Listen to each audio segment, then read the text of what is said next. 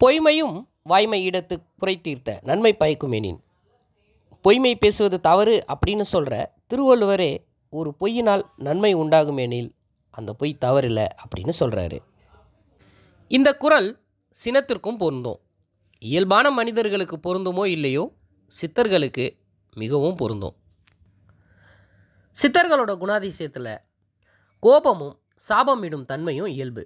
ஆனால் அவர்களின் கோபமும் சாபமும் கடைசியில் நன்மையில் தான் முடியும்.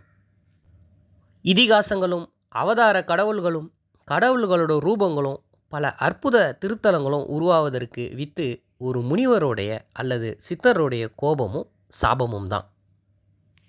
சென்ற பதிவில் திருமாணிக்குழி ஸ்தலத்தில் அகத்தியருக்கு ஏற்பட்ட கோபத்தினால் ஏற்பட்ட சாபத்தை பற்றி பார்த்தோம். அகத்தியர் வழிபட வந்த லிங்கமூர்த்தத்தை வழிபட முடியாததால் கோபம் கொண்டு அவரே ஒரு லிங்கமூர்த்தத்தை பிரதிஷ்டை செய்து வழிபட்டதாக பார்த்தோம். அந்த பதிவை பற்றி தெரிஞ்சுக்கணுன்னா டிஸ்கிரிப்ஷனில் லிங்க் கொடுத்துருக்கேன்.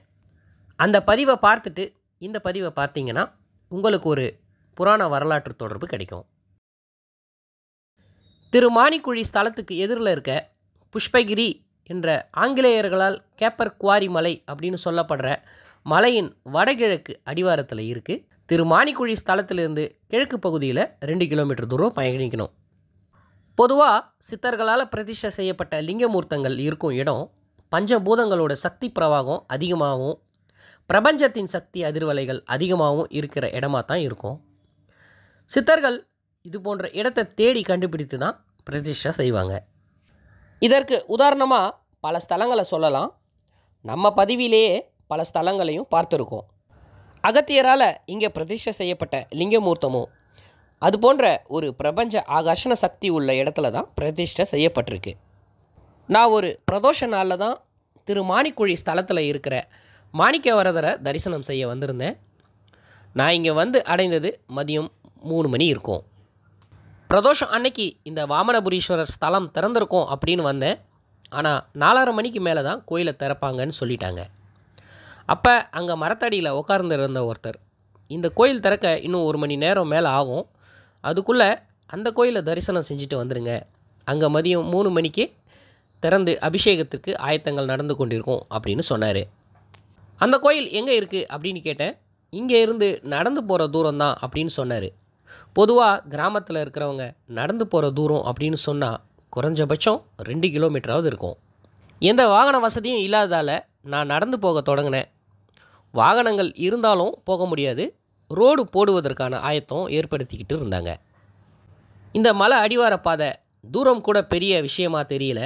ஆனால் மதிய நேர வெயிலும் ஒருத்தர் கூட கண்ணில் எட்டின தூரம் வரைக்கும் யாருமே இல்லை.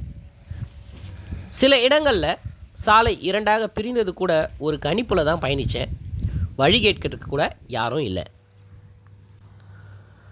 ஒரு 1.5 கிலோமீட்டர் பயணித்த பிறகு வயல்வெளியில் தூரமாக ஆடு மேய்ச்சிக்கிட்டு இருந்த ஒருத்தரை சத்தமாக குரல் எழுப்பி கோயிலுக்கு எப்படி போகணும்னு கேட்டதுக்கு அவர் அங்கேருந்து சைகை மூலமாக காமிச்ச பாதையில் மீண்டும் பயணிக்க ஆரம்பித்தேன். சுமாராக ஒரு 2.5 கிலோமீட்டர் தூரம் பயணித்த பிறகு சங்கோலி கேட்டு கோயிலை நெருங்கிட்டோன்னு புரிஞ்சுக்கிட்டேன்.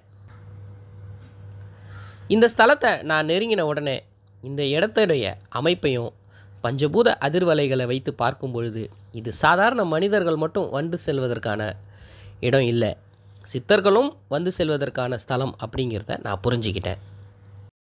ஆனால் இப்போ இந்த கோயில் பாலாலயம் செய்யப்பட்டிருக்கு. கூடிய விரைவில் கும்பாபிஷேகம் நடக்க இருக்குது.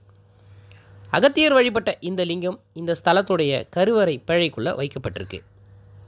இப்போ நீங்கள் இந்த படத்தில் பார்க்குற லிங்கமூர்த்தம் தான் அந்த லிங்கமூர்த்தம். வெட்ட வெளியில் இருந்த இந்த லிங்கமூர்த்தம் இப்போது ஒரு சிறிய கோயிலாக எழுப்பப்படுது. பாலாலயம் செய்யப்பட்டதால் ஒரு சின்ன லிங்கமூர்த்தம் வைத்து வழிபாடு நடந்துக்கிட்டு இருக்கு. மலை அடிவாரத்துலேயும் வயல்வெளிகளுக்கு நடுவுலையும் இருக்கிற இந்த ஸ்தலத்தில் அமாவாசை அன்னைக்கும் பௌர்ணமி அன்னைக்கும் சிறப்பு பூஜைகள் நடைபெறுது. அது போன்ற நாட்களில் சித்தர்களுடைய மாய தரிசனமும் நடந்துக்கிட்டு தான் இருக்குது. இந்த ஸ்தலத்தோடைய அதிர்வலைகளை பார்த்தீங்கன்னா உங்களுக்கே புரியும், உங்களுக்கே உணரும். இங்கே ஒரு மரத்தில் வராகியோட ஸ்வரூபம் இருக்குது. வராகியாவே நினச்சி இங்கே எல்லோரும் வழிபடுறாங்க. ஒரு பக்கம் மலை, இன்னொரு பக்கம் வயல்வெளி, இதுக்கு இடையில இருக்குது இந்த கோயில். கார்த்திகை தீபம் அன்னைக்கு திருவண்ணாமலை போல் இந்த புஷ்பகிரி மலை மேலே கார்த்திகை தீபம் ஏற்றப்படுது. திருவாணிக்குழி வந்தீங்கன்னா இந்த ஸ்தலத்தை ஒரு முறை தரிசனம் பண்ணுங்க அப்படின்னு நான் சொல்ல மாட்டேன். இந்த ஸ்தலத்தை தரிசனம் பண்ணுறதுக்காகவே திருவாணிக்குழி வாங்க அப்படின்னு தான் நான் சொல்லுவேன். மீண்டும் வேறொரு பழமையான ஸ்தலத்தில் உங்களை சந்திக்கிறேன். அதுவரை நன்றி, வணக்கம்.